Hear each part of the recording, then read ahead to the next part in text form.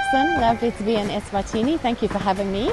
We're standing at the dry ports, and I believe there's some investment coming through here, which is, you know, in line with the upcoming Eswatini Investment Conference. What are you doing here? This station is very important. It's one of our major stations, but the importance with this one is that it's the main gateway. Because, as we all know, Eswatini is a landlocked country, so this is a port of entry for all our import and export. It sits right in the middle of our main industrial area as a country. We've seen industries coming to set up, mainly manufacturing, from Kellogg's, Conco, Rhodes, and so Rhodes Food Group, and so on. And so all the products that are manufactured in this area need to be taken by train to the seaports, and also any inbound logistics to support the industries also need to be processed here. Also we get other traffic, which is general goods. It could be fridges, it could be motor vehicles. Anything that can fit in a container comes through here. This facility started very small. In the 90s, it was a quarter of what it is now. We are looking at investing quite a bit in expanding it. There'll be 3 phases. We're looking at over $1 billion worth of investment. So the first phase is where we are standing right now, to tend these lines to the extreme perimeter of this facility. And you can see, if we're looking on your left, there's a depression, which we need to fill that up and create more room. And on my left, you can see there's a huge warehouse, so that's going to go away. All right. So we are acquiring all that piece of land. So the 3 phases, so the first phase would be this one, second phase, getting rid of the CDA building and creating more room, and then extending further to the road, improving just the general layout and including a proper office building and control centre. So you're going to be expanding or lengthening the railway line here, which would obviously enable you to double some capacity. Yes. You're going to be increasing the amount of cargo and throughput, basically, yes, that you can put in here. What are your estimated numbers? Or what is the offtake that's kind of driving this kind of investment? So we have Kellogg's, who are looking at setting up 3 manufacturing lines. I mean, we're looking at the development down in the Lowveld, what they call the LUCIP development. So this is, we see a lot of agriculture also coming up. In fact, one of the things that we will be setting up here is a facility that will be able to handle chilled goods. We are working very closely with government just to see what other opportunities are there for us to tap into. We're an export-driven economy. The more exports means that we will be able to earn much needed forex. What I can also maybe mention, that one of the main industries that feed this facility is the sugar industry. So we get a lot of bagged sugar, which is transported to South Africa. Some of it goes through Durban to the European markets and anywhere else where there's a market for this. We are an organization, even though we are under government, but we don't get subventions from government. So we're expected to operate like any private company or commercialized entity would, which means that we are also open to collaboration. It's not a railway it's not a Eswatini Railway venture here, but private investors are also welcome. To form maybe joint initiatives which will benefit the country by extension. Depending on which video comes out first, you'll find out more what a pineapple has to do with the railway. Phillippa, we are still in Matsapha. So the Matsapha station is divided into two parts. We were initially at the dry port area, which handles container traffic. And then this side is just another part of the station where we handle timber, as also cement comes through here when we have cement traffic. But we're seeing a lot of timber passing through. We have two customers, and all this timber goes to Richards Bay. We have seen this business grow. Well, I would say it's one of the success stories in terms of addressing the issue of road versus rail. The timber is transported effectively via the railway line because we can handle more volumes. That comes with investment requirements. The current fleet is not enough. The current timber wagons fleet is not enough.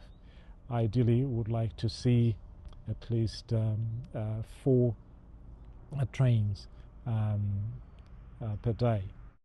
Here's an opportunity if we have somebody who would like to partner with us for timber wagons, then we are open for business. In other stations, we have requirements for open box wagons. What also goes with investing in rolling stock is locomotives. Have we not been talking about locomotives for the longest time, Nixon?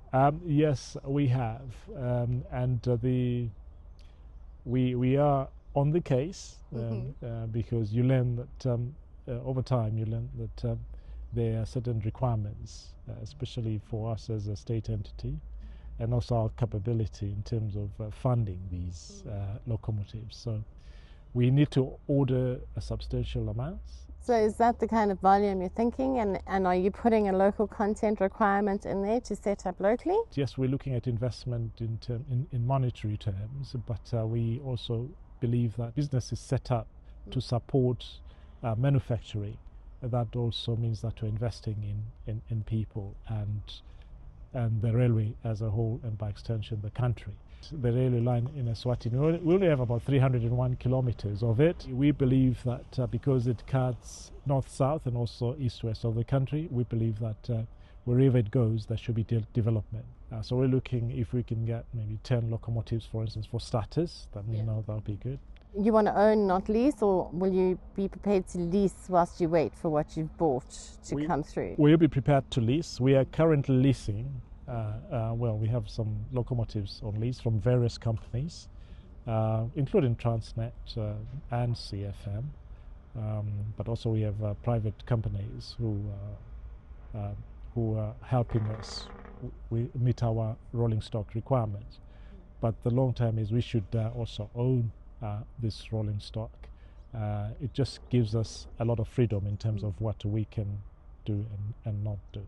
We move about 7.5 million tons of traffic per annum, and that gives us a turnover of over $500 million, and it's growing. Then it means that we also need to invest not only rolling stock but also in supporting infrastructure like train control, which could be in-cab signaling. So we want to be an organization that has invested with the future in mind. We want to work smart and efficiently. The current infrastructure needs upgrading. This railway is 60 years old. We turned 60 last year. It's running on the same alignment. Trains have gotten heavier and we're pushing more traffic, so it means that we have to carry out upgrades. Now we also are able to run longer trains. Now we don't want to be a constraint for traffic coming through Eswatini. For instance, the north-south line, we can only run 80 wagon trains, and yet on the other side of the border they can run 160 wagon trains, which means that when the train has to come through Eswatini, you need to split into two halves. Why is that? It's just because our crossing loops are not long enough to accommodate that traffic.